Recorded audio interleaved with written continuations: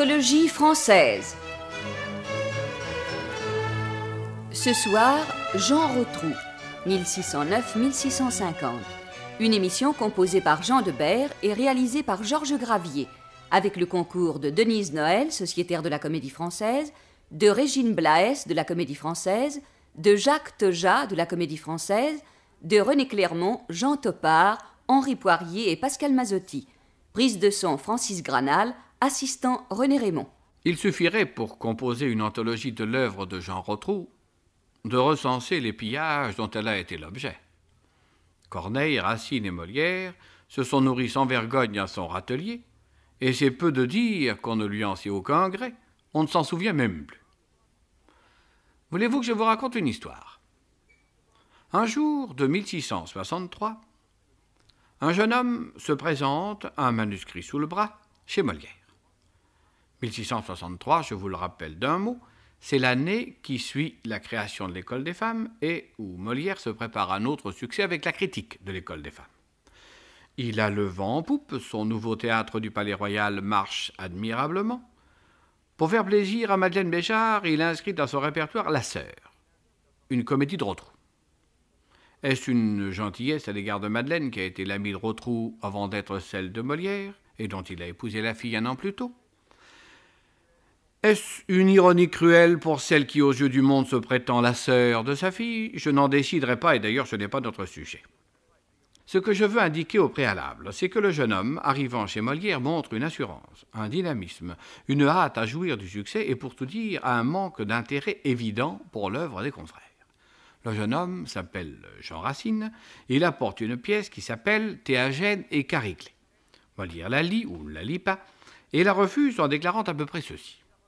Vous avez un style de théâtre, vous avez de la verve et du ton, vos scènes ont du mouvement, et si votre pièce est mauvaise, c'est que vous avez été paralysé par un sujet qui ne vaut rien.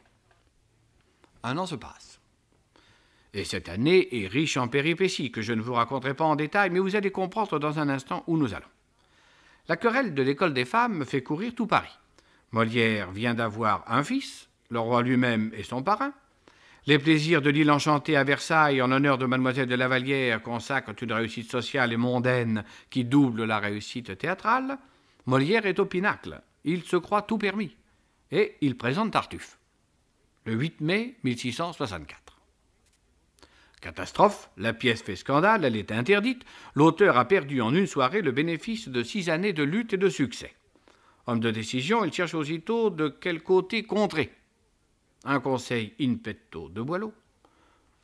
Jouez donc la tragédie. Cela ennuie le public, mais cela fait toujours plaisir au pouvoir. Cela donne un air noble au mécénat. Le conseil est bon.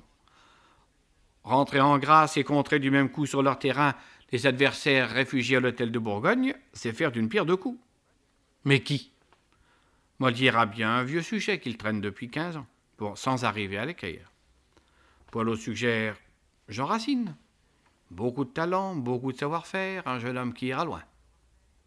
Et on rappelle Racine, le 22 mai 1664, au retour de Versailles. Il faut rattraper le coup avant que le bruit s'en soit répandu. Racine n'écrit plus pour le théâtre, il s'y remettra. Il n'a pas de sujet, en voici un. Pas de plan, qu'à cela ne tienne, il est tout fait. Ce qu'il faut, c'est qu'en 2 mois, la pièce soit écrite, répétée, représentée.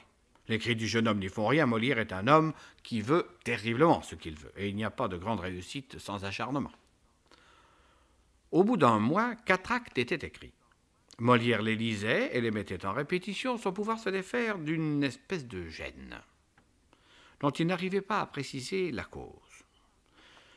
Jusqu'au jour où Madeleine Béjart éclate. « Mais c'est l'Antigone de Rotrou que ce monsieur nous apporte. Je l'ai joué 20 fois. Ce n'est pas un larcin, c'est du pillage. Il ne fait que copier les vers, sauf aux endroits où votre plan l'oblige à faire autre chose. C'est inconcevable. » On a beau dire que l'imitation était une pratique en honneur et que Molière lui-même ne s'est pas privé de plagier tout ce qu'il a pu. Molière lui frotte les oreilles. « Y a-t-il de l'honneur, monsieur, s'écrie-t-il, à remplir son ouvrage de celui d'autrui? Il y a encore des spectateurs qui se souviennent de l'Antigone de Rotrou. Quel visage comptez-vous leur faire? Enfin, quoi, le public ne vous connaît pas encore, et déjà vous pensez à le tromper? » Mauvais calcul, il n'y a que les mauvais littérateurs qui croient que le public ne sait rien, ne comprend rien. Ce n'est pas le public qui traverse nos ouvrages, ce sont les confrères. Faites honneur à votre nom, quand on a le talent que vous avez, on peut se dispenser de mauvais tours pour attirer l'attention. Vous pouvez respecter le public, il vous le rendra. Sur quoi, les deux compères ont remis l'ouvrage en chantier, mettant chacun un peu du leur et continuant l'un et l'autre à piller Rotrou sans vergogne. C'est là une grande marque d'estime, n'est-il pas vrai, pour Jean Rotrou? L'histoire eut des échos d'ailleurs, dans l'œuvre de Molière, et Amphitryon doit plus qu'un peu à la comédie des sosies, comme vous allez vous en rendre compte tout à l'heure. Les sosies sont une comédie dont le succès a balancé celui du Cid, bien que les deux pièces aient été créées en même temps, c'est vous dire que Jean Rotrou était un monsieur qui comptait. Il avait 3 ans de moins que Corneille. Celui-ci pourtant l'appelait son père, tant il avait conscience de lui devoir beaucoup, et c'est vrai. Cet homme jeune, il est mort à 41 ans et mort glorieusement après avoir fait représenter près de 40 pièces en vers, a été un merveilleux inventeur de formes. Mieux que Tristan l'Hermite, Méret et Alexandre Hardy et avant Corneille, il a joué et réussi à trouver une forme toute française de l'expression dramatique. Sa verve et son invention verbale sont intarissables. Son grand travers a été le dilettantisme, et son malheur est qu'il y a eu Boileau. Sans lui, Rotrou n'eût pas perdu sa place, car il ne faut pas croire que sa descendance soit morte. Le Cid, c'est, j'ose le dire, du théâtre à la Rotrou, la tragédie mêlée de sentiments heureux, l'histoire qui commence mal et qui finit bien. On lui a reproché sa facilité, et il est vrai, qu'il versifiait avec une aisance redoutable, une aisance à laquelle il s'abandonnait quelquefois avec trop peu de retenue. Mais est-il juste de se plaindre d'un excès de dons? Il était homme de robe, normand, comme la plupart des écrivains illustres de ce temps, et avec cela, beau parleur, ce que Corneille n'était pas. En fait, on lui a tout reproché, pour s'excuser soi-même de l'avoir oublié, de ne pas soigner sa construction, de négliger l'écriture, de se contenter d'une psychologie sommaire. On lui a même reproché les invraisemblances, comme si Corneille et Racine n'en étaient pas eux-mêmes bourrés jusqu'à la gorge.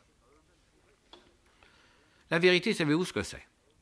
Quand on veut noyer son chien, dit le proverbe, on dit qu'il a la gale. Boileau a tellement rétréci les limites de la tragédie dite classique, il l'a confinée dans des règles si étroites qu'elles convenaient tout juste aux seules Racine, à qui d'ailleurs il pensait en les polissant, et que personne depuis n'a plus réussi à passer dans le chat de cette aiguille. Vous me direz que Corneille a survécu et il serait facile de répondre que c'était là un trop gros morceau pour le mince Boileau, mais ce serait selon nous escamoter Rotrou avec trop de désinvolture, car la vérité est plus modeste et plus forte à la fois. C'est que Corneille survivait au physique aussi bien qu'au moral, et il était là pour tenir sa place et faire trembler le tremblant Léoto du XVIIe. Rotrou, lui, est mort. Comme un homme brave qu'il était, il avait passé la plus grande partie de sa vie à courir les filles et les tripots. Mais la peste est survenue à Dreux, il s'est souvenu qu'il en était en titre le lieutenant civil, et qu'aux heures de grandes calamités publiques, sa place était avec les siens, il est allé à Dreux. Et la peste l'a fixé dans ce geste élégant et d'une beauté antique. Nous sommes loin des variations paplardes de Corneille, qui quelques mois plus tôt profitait des troubles de la Fronde pour obtenir la place de Baudry, procureur syndic des États de Normandie, qu'on venait de révoquer pour cause d'opposition. Au reste, nous pourrions situer Rotrou à sa vraie et bonne place, comparer les caractères, en comparant deux images. On connaît les vers fameux de Corneille, « Mourir pour la patrie est un si digne sort, qu'on briguerait en foule une si belle mort ». Révérence parlée, ces vers sont aussi redondants que creux.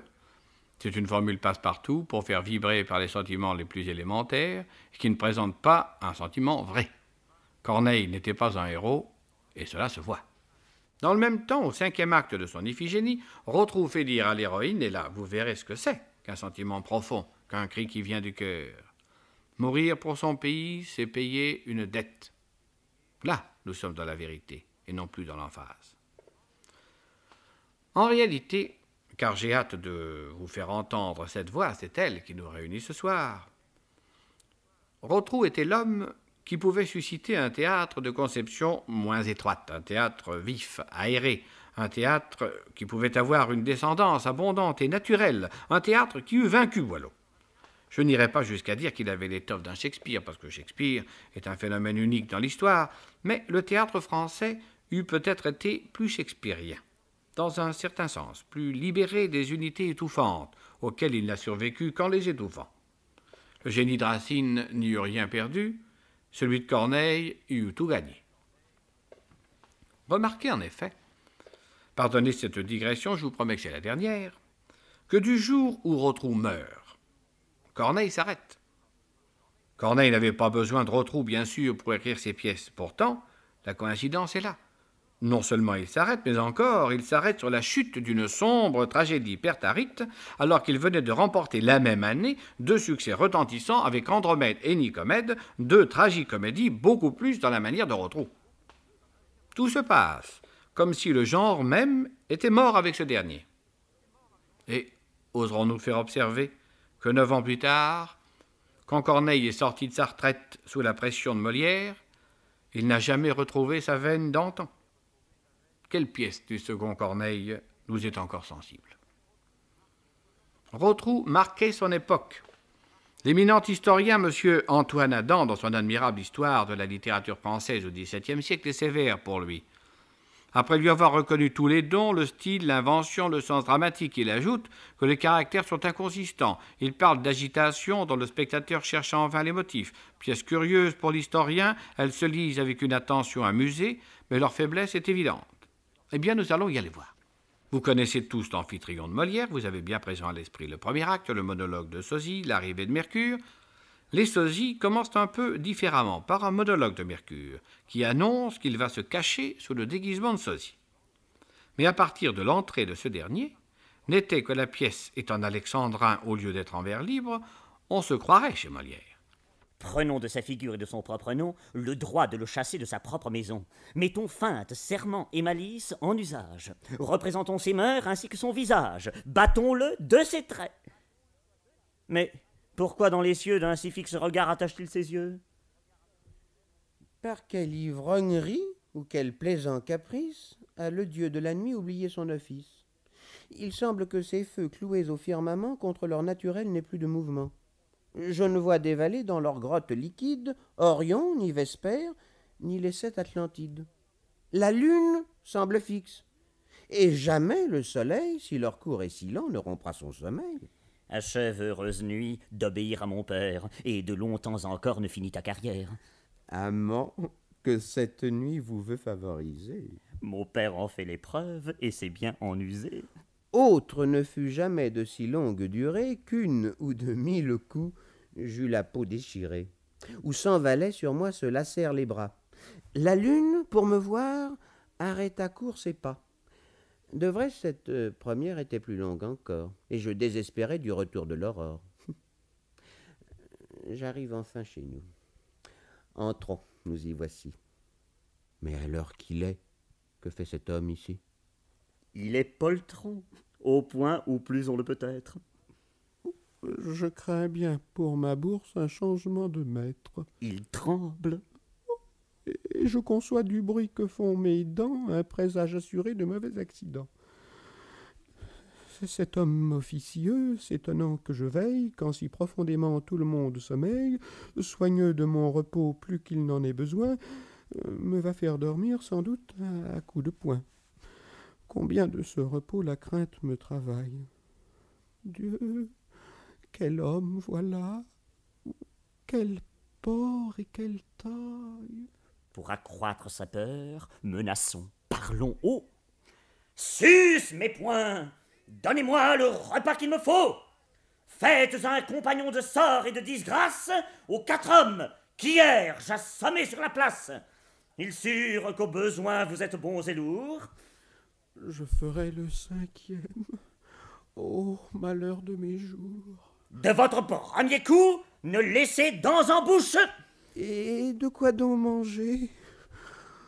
Je suis mort s'il me touche. Voici de la matière à notre noble ardeur. Je sens ici quelqu'un. Oh, la funeste odeur. Il ne peut être loin et vient de long voyage. C'est assommeur de vigne. Il approche.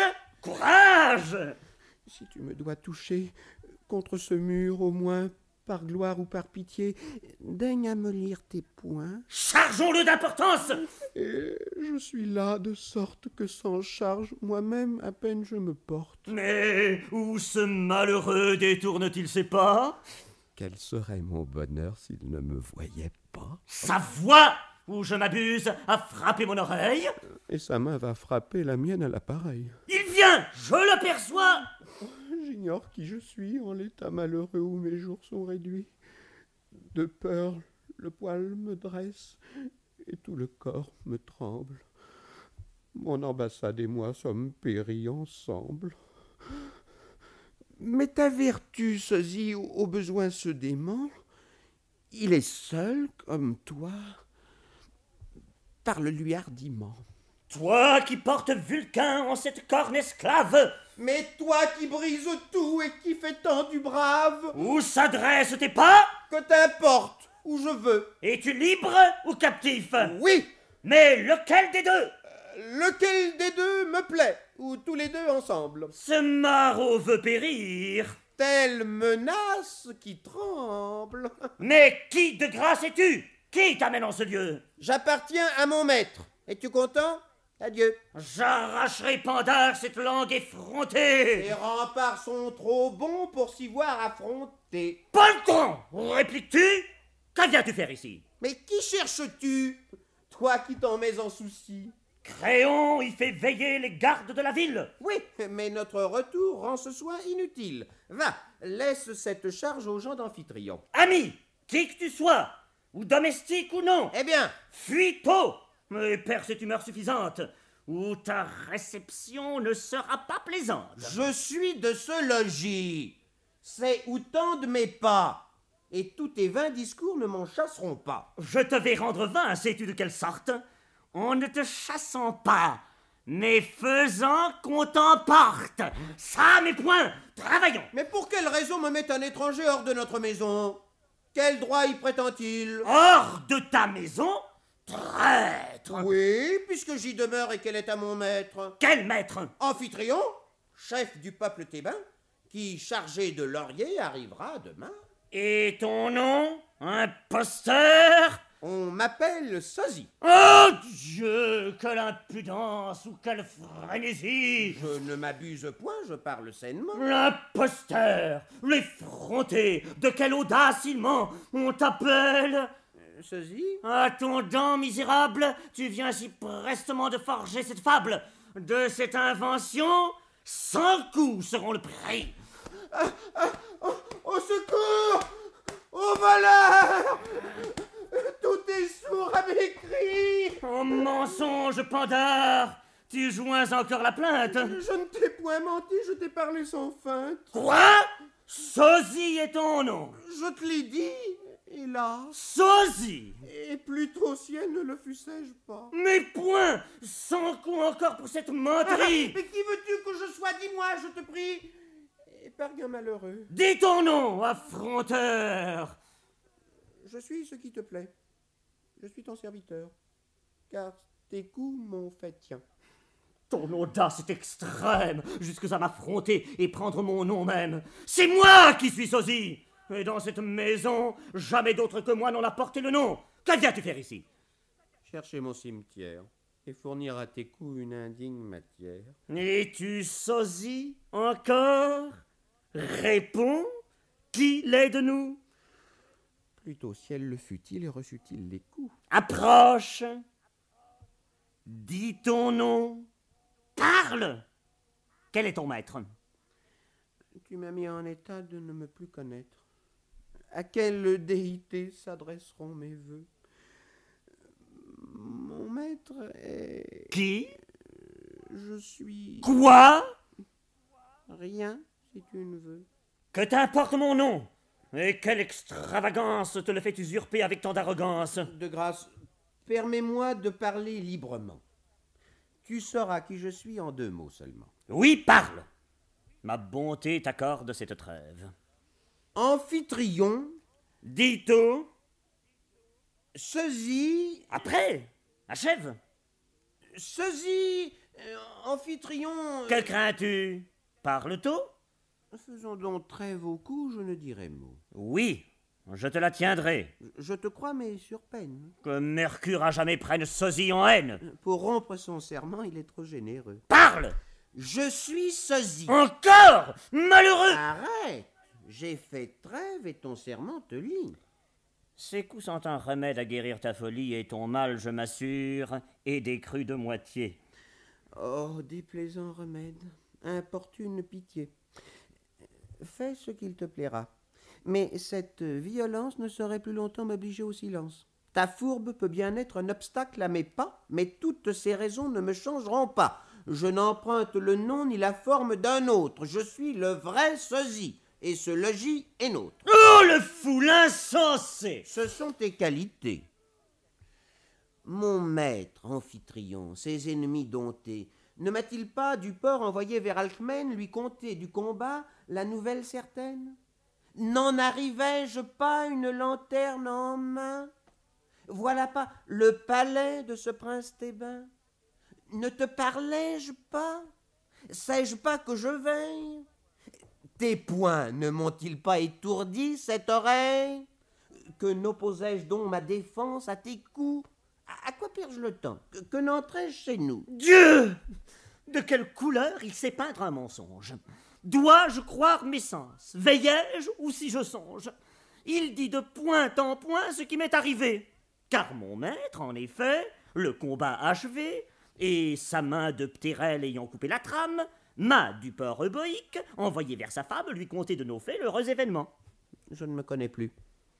En cet étonnement, il me mettrait enfin au terme de le croire. Quel présent lui fut fait après cette victoire? D'un vase précieux où Ptérel buvait, Il sait tout mieux que nous. Sans doute il nous suivait. que mon maître aussitôt fit marquer de ses armes. Quelle lumière, ô Dieu, dissipera ses charmes. Il l'a déjà sur moi par la force emporté. Et la raison encore semble de son côté. Mais ma mémoire enfin a de quoi le confondre, et sans être moi-même, il n'y saurait répondre. Lorsque plus vivement choquaient les bataillons, qu'allais-tu faire seul dedans nos pavillons? D'un flacon de vin pur, Il entre dans la voie. près d'un muit frais percé, j'allais faire ma proie. Hardi, je l'assaillis et lui tirai du flanc cette douce liqueur qui tenait lieu de sang. Je suis sans reparti après cette merveille, s'il n'était par hasard caché dans la bouteille. Il ne me reste plus avec quoi contester. Eh bien, suis-je sosie? As-tu lieu d'en douter? T'ai-je assez bien guéri de cette frénésie? Mais moi, que suis-je donc si je ne suis sosie? Prends ce nom si tu veux quand je l'aurai quitté, mais devant, défais-toi de cette vanité. Certes, à dire vrai, plus je le considère, d'autant plus ma créance a ma crainte défaire. Il n'a proportion, couleur, marque ni trait que le miroir aussi ne marque en mon portrait. On ne peut qu'ajouter à ce rapport extrême. En un autre aujourd'hui, je me trouve moi-même. Démarche, taille, port, menton, barbe, cheveux, tout enfin est pareil, et plus que je ne veux. Mais cet étonnement fait-il que je m'ignore? Je me sens, je me vois, je suis moi-même encore. Et j'ai perdu l'esprit si j'en suis en souci. Ne l'interrogeons plus, entrons. Qu'entends-je ici? Traître, où vas-tu? Chez nous? Oh, c'est trop! Le ciel même ne te pourrait soustraire à ma fureur extrême. Tu t'obstines encore à me persécuter. Comment de mon devoir puis-je donc m'acquitter? Ne m'est-il pas permis de dire à ma maîtresse ce qui m'est ordonné par une charge express? Oui, mais non à la mienne. Ou de ce même seuil où tu veux aborder, je ferai ton cercueil. Retirons-nous plutôt. Ô prodige, ô nature, où me suis-je perdu? Quelle est cette aventure? Qui croira ce miracle au mortel inconnu? Où me suis-je laissé? Que suis-je devenu? Comment peut un seul homme occuper double place? Moi-même je me fuis, moi-même je me chasse. Je porte tout ensemble et je reçois les coups. Je me vais éloigner et je serai chez nous. Quel est cet accident? Retournons à mon maître, et plutôt au ciel aussi, qu'il me pût méconnaître.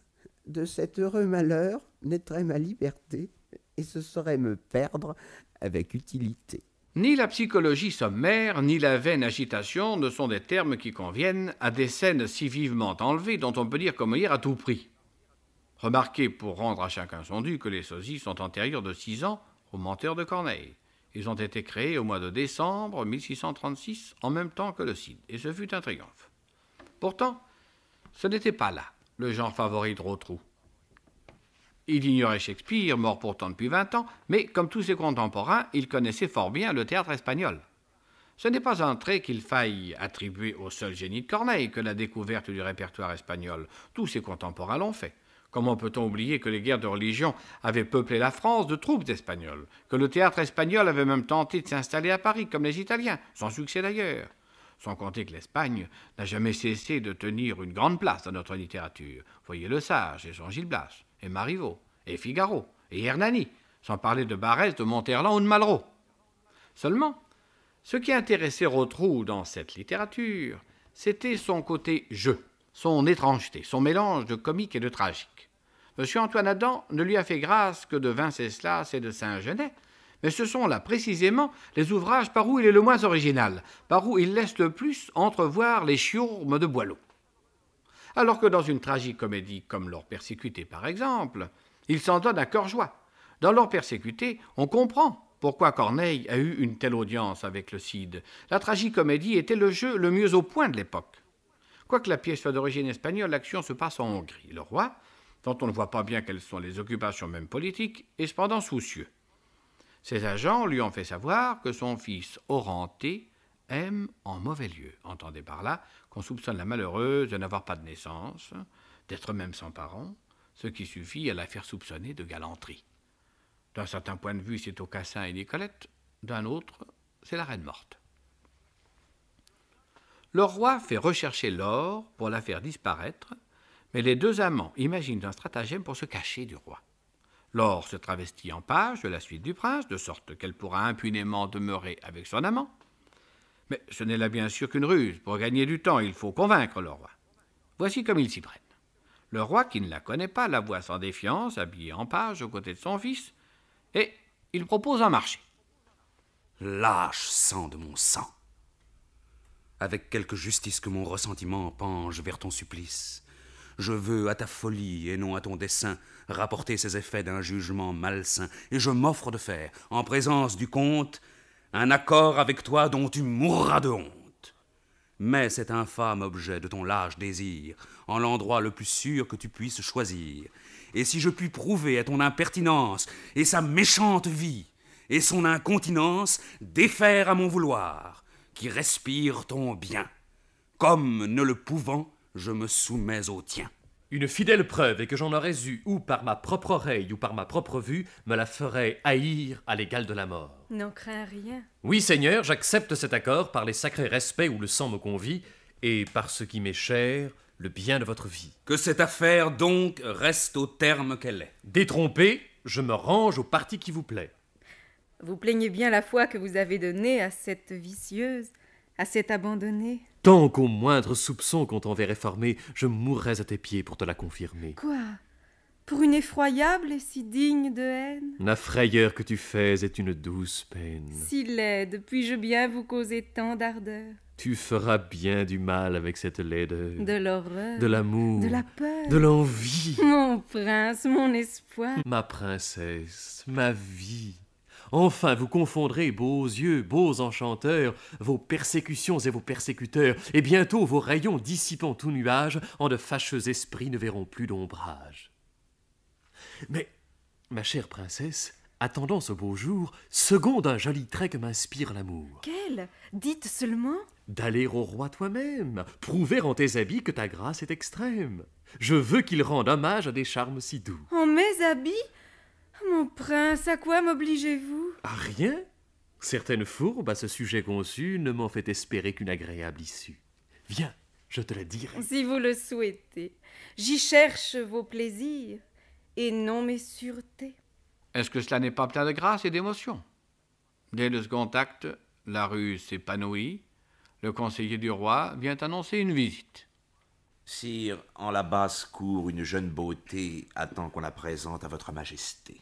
Une jeune beauté? Plutôt la beauté même, que le plus continent ne peut voir qu'il ne l'aime. Jamais rien de pareil ne parut en ces lieux pour la peine des cœurs et le plaisir des yeux. Qu'elle entre! Voyons-la.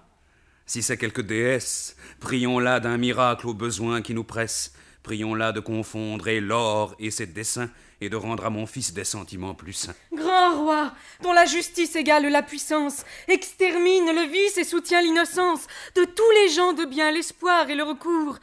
Mon honneur offensé vous demande secours. Ah, comte, de quel trait de lumière et de flamme je sens percer mon cœur. Achevez donc, madame.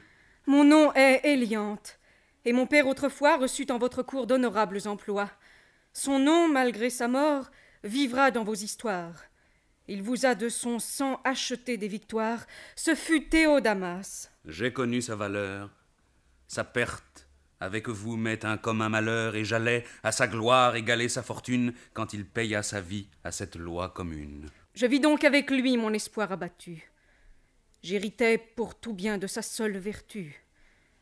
Mais le sort, m'enviant encore cette richesse, m'a d'un puissant Tarquin fait la faible Lucrèce. Un jour, dans un temple où je priais les dieux, un jeune cavalier porta sur moi les yeux. Ce ne fut point au bal, ni sur une fenêtre qu'il put m'entretenir ou qu'il me vit paraître. Ce sont autant d'appâts qu'on tente aux libertés, et que j'ai toujours fui, et toujours évité. Il me vit donc au temple, et là ces faibles charmes, dont les tristes effets me coûtent tant de larmes, sans qu'il s'en défendît par le respect des lieux, m'acquirent les devoirs qu'il venait rendre aux dieux. Il s'enquiert de mon nom, me suit, me rend visite, brûle, promet, languit, m'écrit, me sollicite, et ne fait rien enfin avec tous ses efforts qu'accroître et qu'irriter d'inutiles transports. Mais comme assez souvent nous passions sur ces rives, une autre fille et moi quelques heures oisives à contempler des flots les divers mouvements, ou bien de quelques fleurs faire des ornements, j'avise en un moment l'appareil de ma perte. Une superbe nef, de 100 drapeaux couverte, où trop artistement on avait peint pour moi sur des croissants d'argent la terreur et l'effroi. Le chef de ce vaisseau, le turban sur la tête, s'approche, fait d'une autre une prompte conquête, puis s'enfuit, glorieux du butin qu'il a fait. Quand moi, qui le croyais être turc en effet, je hausse enfin les yeux, l'avise, le contemple, et vois que c'est celui qui m'avait vu au temple, qui, traître, me ravit sur un traître élément, et que ma perte oblige à ce déguisement. Le ravisseur, enfin, use de l'avantage. Dans un calme profond, mon honneur fait naufrage. De ce mortel affront, rien ne me peut sauver, et la mer n'a pas d'eau assez pour m'en laver. Vengeur de l'innocence et destructeur du vice, grand prince, mon honneur vous demande justice, par les tristes ruisseaux des pleurs que j'ai versés, et par ces saints genoux que je tiens embrassés. Par les jours de mon fils, par cette chère vie pour qui je souffrirais qu'elle me fût ravie, par le bandeau royal qui doit couvrir son front, le sang du ravisseur lavera votre affront. Ainsi puisse périr cette laure importune dont les prétentions vont jusqu'à sa fortune, qui nous remplit de troubles et de confusion, et qui sème entre nous cette division.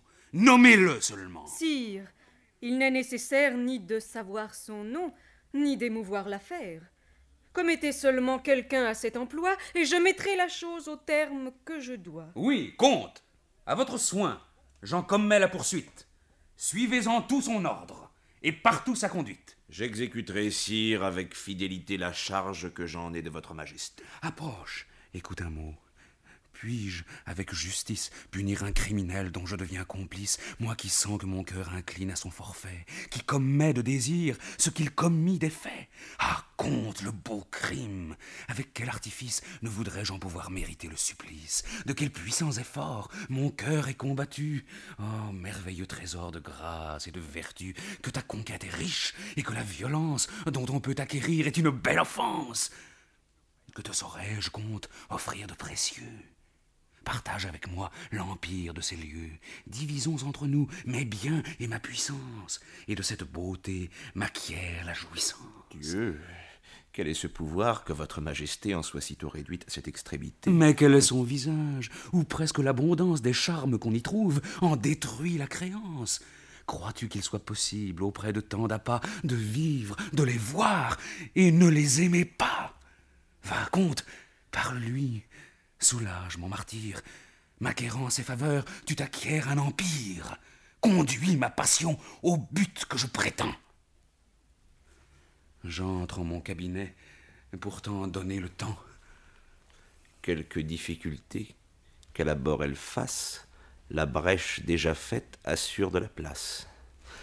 Madame, ces beaux yeux, ces clairs flambeaux d'amour plus dignes de donner que d'emprunter le jour, tout baignés qu'ils étaient de cette eau qui les lave, ce sont d'un seul regard fait un illustre esclave, un roi qui vous adore, et dont la passion payerait de son sang votre possession.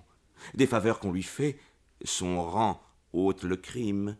Jamais avec son prince on ne perd son estime. Laissez-vous enchaîner à des liens dorés, et promettez le calme à ses sens égarés.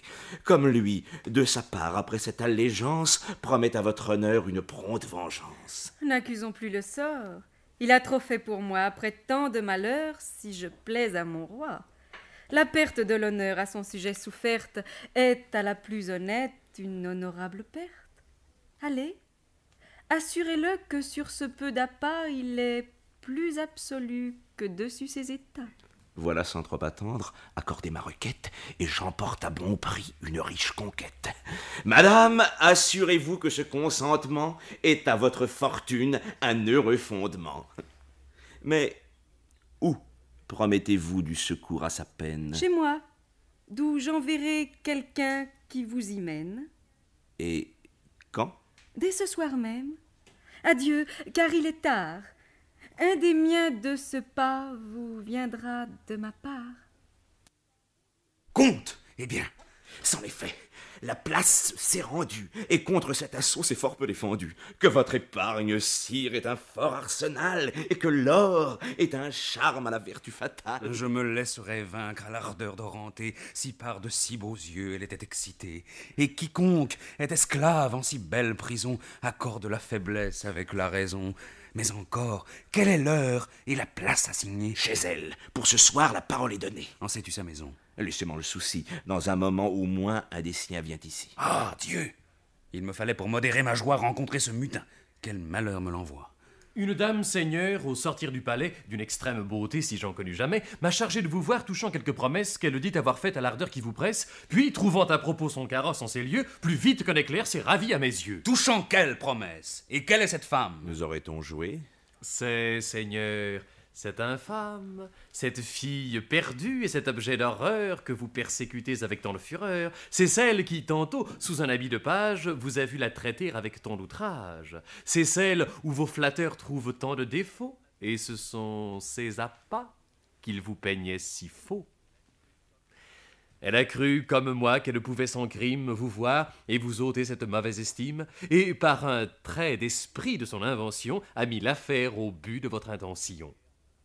Jugez par cet essai de son adresse extrême, et touchant sa beauté, consultez-vous vous-même, vous dont sitôt l'amour, ce savant artisan, a su de son censeur faire son partisan.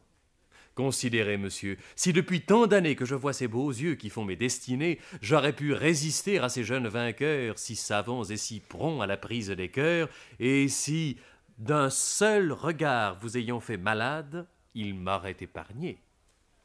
Voilà mon ambassade. Voilà d'un bel espoir un changement bien prompt. Mais le premier trompé, j'ai le premier affront.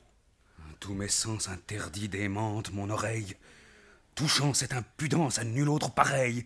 L'or devant mes yeux, en ma chambre et de jour, l'ouïr, la voir, l'aimer et la prier d'amour. Que ferons-nous du Turc? Suivrons-nous sa galère? Ah, comte, au nom des dieux, n'écris point ma colère. J'en ai trop pour les perdre et faire souvenir de l'affront qu'ils m'ont fait les races à venir. Comme on voit que Louis XIV n'est pas encore né, et ne viendra au monde que l'année suivante, en 1638. Le dédain dans lequel nous avons accoutumé de tenir les poètes du temps de Louis XIII, et que nous avons déjà rencontré voici quelques mois à propos de Tristan l'Hermite, a quelque chose d'irritant pour l'esprit, et de conventionnel par-dessus le marché. Les mêmes qui s'offusquent de l'absolutisme de Louis XIV ne s'émerveillent pas de la liberté qui régnait dans les lettres au temps de Louis XIII et du cardinal de Richelieu. Mazarin et le roi Soleil vont peut-être augmenter les prébendes, mais les poètes vont être serrés dans des corsets de fer. Le velours et les dentelles qui ornent les jointures ne sont que de trompeurs ornements. Rotrou était un homme libre, il l'a montré, il l'a proclamé. Il est puéril de lui reprocher d'avoir appartenu aux fameux 5 du cardinal de Richelieu. Corneille en était aussi. Et qu'est-ce que cela fait? Ce qui importe, c'est la beauté de ses vers, la noblesse de son caractère, la place qu'il tient dans la littérature. Or, cette place, chichement mesurée, est une place considérable. Le théâtre eût évolué tout différemment si Rotrou avait vécu et si Boileau n'avait pas régné.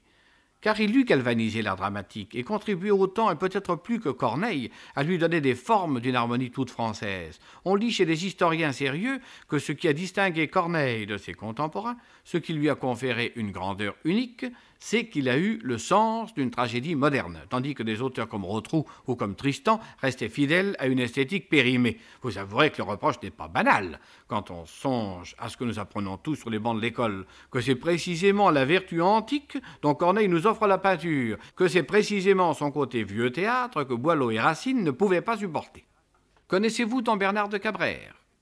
Cette tragicomédie, qui est plutôt une comédie d'ailleurs, est exactement contemporaine de Venceslas et de Saint-Genet, les 2 pièces qui trouvent seules grâce auprès des pontifes de l'histoire littéraire. 1647, l'année d'Héraclius, pas une très grande année pour Corneille, une année exceptionnellement faste pour Rotrou. On a pu dire de Don Bernard de Cabrère que c'était le revers plaisant de la fatalité antique. La tragédie et la comédie n'étaient pas alors aussi tranchées qu'elles l'ont été par la suite, et pour peu de temps d'ailleurs. Il n'était pas encore question de Boileau, qui n'avait que 10 ans, et la forme de l'art dramatique se cherchait. Rotrou aimait à jouer à la tragicomédie. Du reste, soit dit en passant, pour fixer les idées, l'art poétique dont on a coutume de dire qu'il a codifié les règles de notre beauté classique est arrivé comme les fameux carabiniers après la bataille.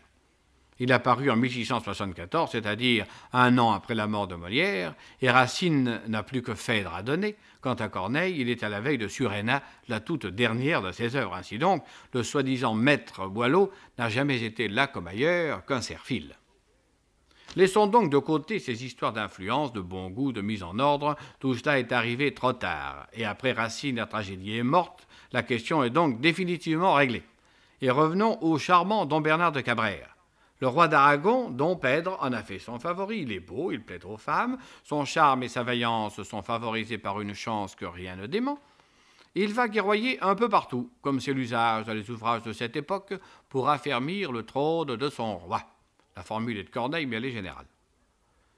Mais le vrai vainqueur, celui qui gagne les batailles, c'est Don Lope de Luna, son ami, son compagnon d'armes, valeureux capitaine, contre qui s'acharne une malchance inépuisable aussitôt qu'il quitte le champ de bataille. Rien ne lui réussit. Ses efforts pour se faire entendre du roi tombent toujours au mauvais moment. Quand il parle à une femme, il se trompe d'adresse. Des confusions de noms le jettent dans les pires ennuis. Quand son fidèle ami loyal, Don Bernard, tente de parler pour lui, le roi fatigué s'endort, etc., etc. Je ne vous raconte pas toute la pièce, elle est pleine de rebondissements. Écoutez-en pourtant le dernier acte. Don Bernard est amoureux de l'infante Violante, sœur du roi, et il a quelques raisons de s'en croire aimé. Cependant, tandis que Don Lope de Luna s'escrime contre le mauvais sort et se prépare aux solutions les plus vives, une duègne lui remet mystérieusement un billet ainsi conçu. À Don Lope de Lune. au royaume de Vasse, où nous suivions le roi, une secrète ardeur vous engage à ma foi, et vous ayant depuis conservé mon hommage, vous en veux aujourd'hui confier le secret. Venez ce soir au parc, seul, fidèle et discret, en savoir davantage. Et c'est signé Violente. Il croit rêver. Et le sot n'a rien de plus pressé que d'aller confier sa bonne fortune à son ami Don Bernard, et celui-ci de songer, comme un bon gentilhomme qu'il est, tandis que Violente approche. Quoi? Me fuir, amiral? Quoi vouloir m'éviter? Ai-je des qualités à tant épouvanter? Vous rêviez, et j'ai cru que quelque inquiétude vous obligeait, madame, à cette solitude. Il est vrai. Mais vous seul me pouvez relever du soin qui m'inquiète et qui me fait rêver. Aujourd'hui, Don Bernard, que la cour vous contemple dans le plus haut éclat d'un héros sans exemple, qu'on vous voit avec joie autant et plus puissant que fut jamais vassal d'un roi reconnaissant, que l'un et l'autre sexe en votre heure s'intéressent. Les dames sont en peine à qui vos vœux s'adressent. Et quels heureux appas en la guerre des cœurs remporteront sur vous le titre de vainqueur. Car vous ne voudriez pas qu'on vous crût invincible à la force d'un sexe à qui tout est possible, qui se peut tout soumettre, et de qui les regards forçaient les Scipions et domptaient les Césars. Cet honneur s'étant donc fait tant d'ambitieuse, moi, comme la plus jeune et des plus curieuses, j'ai voulu me charger de la commission de leur faire savoir votre inclination. Et c'était le sujet de mon inquiétude. Mon plus ardent désir et ma plus chère étude sont de servir ce sexe adorable et charmant dont toujours la conquête honore en désarmant. Ces termes généraux me laissant incertaine me laissent sans moyen de les tirer de peine. Et ne nous obligeant que d'un devoir commun pour servir trop d'objets, vous n'en servez pas un. Vous m'ordonnez, madame, un excès d'insolence qu'ont assez publié mes yeux et mon silence. Et quelque vive ardeur dont on soit enflammé, l'important ce n'est pas d'aimer, mais d'être aimé, et fonder son espoir dessus quelque apparence. Craignez-vous de déplaire? Aimer sans espérance? Restreint dans ce respect, je puis vous obéir. J'aime donc un objet que nul ne peut haïr, qui par vos propres yeux vous a 100 fois ravi, que seul vous pouvez contempler sans envie, qui vous contemple aussi sans en être jaloux, et qui n'a rien d'intime et de cher comme vous. Un trésor préférable à toute ma fortune, le seul soleil, enfin, digne de cette lune, qui se fait redouter par tant d'effets divers, et qui peut en son cercle enfermer l'univers. Par votre sage avis, souffrant sa préférence, j'aime sans intérêt, et sers sans espérance. Je vois ce clair soleil, je tremble à son aspect. L'amour pour l'amitié s'impose ce respect. L'intérêt de l'ami m'éloigne de l'amante, mais le temps éteindra cette ardeur violente. Je l'ai nommé. Adieu. De ce propos confus, qu'ai-je lieu d'inférer? Ou dessein ou refus? Je cherche des clartés et n'en rencontre aucune, ni dedans ce soleil, ni dedans cette lune. Pour me tirer de soin, j'augmente mon tourment, et voulant m'éclaircir, crois mon aveuglement. À chercher toutefois le sens de ce langage, quelques rayons de jour pénètrent ce nuage. Cette lune féconde en tant d'effets divers, et qui peut en son cercle enfermer l'univers, est le prince, mon frère, âme de cet empire. Et ce soleil pour qui l'un et l'autre soupirent est cette Léonore, pour qui toute la cour n'a plus que des regards de respect et d'amour. Mais si la jalousie avec quelque injustice a jamais dans une âme exercé son caprice, je rabattrai le vol de sa témérité avec tant d'empire et de sévérité, et saurai d'un tel air ranger ce grand courage que jamais sa beauté ne causera d'ombrage. Une fois déclaré, le sort nous rit toujours. Voici l'infante. Amour, j'implore ton secours. Je tremble à votre approche, Et mon respect, madame, avec tous ses efforts, veut retenir ma flamme. Mais ma flamme, plus forte enfin que mon respect, m'expose à soutenir votre adorable aspect. À l'ardeur de vos feux, mon âme accoutumée sait qu'elle ne peut plus en être consumée. Son repos se rencontre en son embrasement, et ce qui la détruit devient son aliment.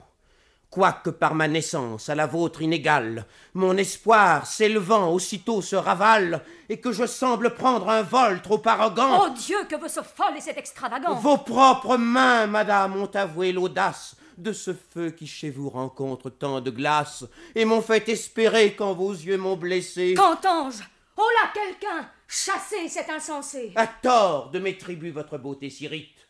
Je ne suis que la loi que vous m'avez prescrite. Je brûle par votre ordre et par lui je vous sers. Il m'allume mes feux, il m'attache mes fers, et ma soumission plus que mon arrogance. Dieu, quelle frénésie et quelle extravagance! Il ne me manquait plus que cette qualité. Mais de quel vain espoir m'avez-vous donc flatté? La fureur le saisit, je crains quelque disgrâce. Aucun ne vient. Fuyons et cédons-lui la place. Quoi? Folle et furieux? Ô ciel! Mais le roi vient. Sire, voyez quel discours cet insensé me tient. Éprouvons aujourd'hui sa haine ou son estime. Ouvrons-nous, oyons tout. Le désespoir anime. Sire, après des rebuts si longtemps éprouvés, je demande audience, et vous me la devez. Tout mon corps, vous parlant par de sanglantes bouches, dont il aurait touché les cœurs les plus farouches, n'a pu dans votre sein trouver le cœur d'un roi. N'ayant pu vous résoudre à rien faire pour moi, j'ai donc lieu de tenter si la voie ordinaire n'y rencontrera point un cœur plus débonnaire. La vertu rebutée, après tant de mépris, sans ternir son éclat, peut demander son prix. Je pourrais, il est vrai, passer pour téméraire, si je vous proposais une vertu vulgaire. Mais la mienne est célèbre, et peu sans vanité ont fait ce que j'ai fait pour votre majesté. Et j'apprends toutefois, pour tout fruit de mon zèle, que vous me soupçonnez du titre d'infidèle, moi traître, moi perfide. En quoi, roi d'Aragon d'une tache si noire, ai-je souillé mon nom et mérité de vous l'injuste violence qui veut l'ensevelir dans la nuit du silence? Que veut cet homme, ô ciel? Homme, oui, sans me flatter, c'est une qualité dont je puis me vanter. Oui, Seigneur, je suis homme, et quelquefois plus qu'homme, quand je crois trop l'ardeur qui pour vous me consomme, et quand dans les dangers où l'on me voit courir, je crois être immortel et ne pouvoir périr. Jugez quel embarras me causait sa rencontre. Juste ciel. Est-il folle? Son geste vous le montre. Mon mauvais sort, grand roi. Passe, comme veux-tu? À quelle épreuve, ô cieux, mettez-vous ma vertu? Si de l'abord des rois le mérite est indigne. Garde, mettez-le hors! Oh, la folie insigne! Tôt, dehors! Oh, mon cœur, oh, mes bras indomptés, vous m'avez procuré de belles qualités. Pour avoir si bien fait, notre fortune est grande. Quand on sert, on est sage, et folle quand on demande. Ce fou peint par ses mots mon destin rigoureux, et me fait le portrait de moi-même amoureux. Tenez, votre fortune est en haute posture. Oh, le divin objet, l'aimable créature. Ses charmes m'ont surpris, et jamais le soleil en son oblique tour n'a rien vu de pareil. Ses gages vous font foi de son amour extrême. Qui te les a donnés? Violente elle-même. Croirais-je à ses écrits quand ses yeux inhumains, par un si froid accueil, ont démenti ses mains? Mais quelle, à votre avis, est cette Violente? J'ai pensé sous ce nom rendre hommage à l'infante. À l'infante? Écoutez, d'un fidèle pinceau, je vais de sa beauté vous faire le tableau. Sous ce nom captieux, je préparai ma vue aux célestes attraits dont l'infante est pourvue. Mais pour toute merveille, Inès ne m'a fait voir qu'un spectre et qu'un fantôme horrible à concevoir. La plus belle moitié de ce mouvant squelette couché dessous son lit et dessous sa toilette, d'abord que j'ai monté, s'ajustant avec soin, elle a pris ses patins pour me voir de plus loin. Pour second ornement, j'ai vu sur ses épaules un abrégé démon qui sépare les Gaules. Son front, où l'on dirait que le sac a passé, s'élève à hauts sillons sur un œil enfoncé, qu'on peut dire un soleil. Non parce qu'il est clair, mais parce qu'il est seul, et qu'il n'a point de frère. Le temps a pris plaisir, par de longs accidents, à ronger et pourrir l'ivoire de ses dents. D'un art mal agencé, le plâtre et la peinture, sur sa pendante joue, ont caché la nature. Rien ne la part enfin qui ne soit emprunté. Pour son poil, il est sien, pour l'avoir acheté. Mais il fut autrefois celui d'une autre tête. Faites-en bien le vin. Voilà votre conquête, qui chez l'infante, au reste, a quelque autorité. Mais je ne vous puis dire en quelle qualité, sinon qu'elle a son nom, mais non pas son mérite. C'est une vieille fille et presque décrépite qui la sert à la chambre et dans quelques crédits. Quel mortel à ce point fut jamais interdit. Moi, certes. Comme après leur longue expérience, vos mots viennent à bout de votre patience, j'en demeure confus, et pour leur appareil, me trouve à bout aussi d'adresse et de conseils. Et pour ton faste encore j'exercerai mes armes, et dans ta vanité je trouverai des charmes, et je voudrais encore mordre à tes hameçons. Cour ingrate, où l'art seul étale ses leçons, et qui, hors d'un ami dont la bonté sincère lui fait avoir pour moi des sentiments de frère, n'offre dans les malheurs dont je suis combattu ni secours ni soutien à ma faible vertu. Cour où la valeur même est trop favorisée, alors qu'elle est soufferte ou n'est que méprisée. Cour, fantôme pompeux de qui les vanités engagent la prudence à tant de lâcheté. Cour où la vérité passe pour un beau songe, où le plus haut crédit est le prix du mensonge, qui n'est, à bien parler, qu'un servage doré, un supplice agréable, un enfer adoré. Dans tes pièges encore ma raison retenue me pourrait arrêter quand tu m'es si connu. Je serais insensible, et mes lâches tributs justifieraient enfin ma honte et tes rebuts. Adieu, parfait ami. Seul à qui sans caprice la cour est généreuse, et le sort rend justice. Un mortel malheureux au point où je le suis, par une illustre mort, doit borner ses ennuis. Ou s'il ne perd, au moins doit cacher une vie à tant d'indignité et d'affront asservi. Lâche, de mon affront veux-tu porter les marques? Si vous n'en espérez que de sœurs de monarque, et si jamais d'ailleurs nous n'en devons porter, nous avons tout loisir d'aller les mériter. Alors, vous aimez mieux Boileau?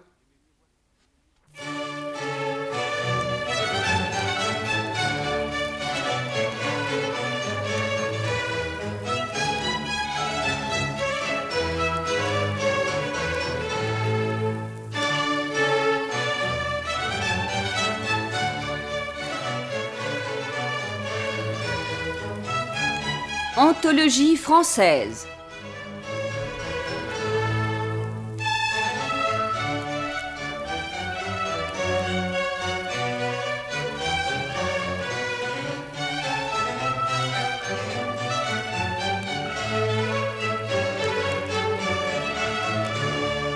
La radiodiffusion télévision française vous a présenté ce soir Jean Rotrou, 1609-1650. Une émission composée par Jean de Bert et réalisée par Georges Gravier, avec le concours de Denise Noël, sociétaire de la Comédie Française, de Régine Blaes de la Comédie Française, de Jacques Toja de la Comédie Française, de René Clermont, Jean Topard, Henri Poirier et Pascal Mazzotti. Prise de son Francis Granal, assistant René Raymond.